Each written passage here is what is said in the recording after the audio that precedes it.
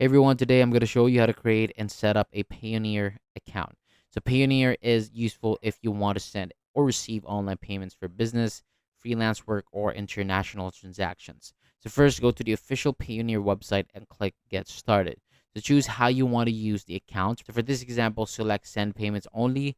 Next, enter your business email address and verify it using the code sent to your inbox. After that, answer if your business is registered, then enter your name, country, and mobile number.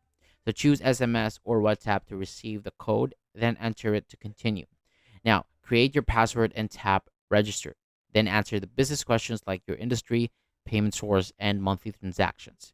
After that, add your personal details, ID information, and bank account. So review everything, upload any required documents, and submit your account for any review. So once approved, you can sign in and start using Payoneer. Thank you so much for watching. That is all for today. For more videos like this, hit the subscribe button below and I'll see you on the next video.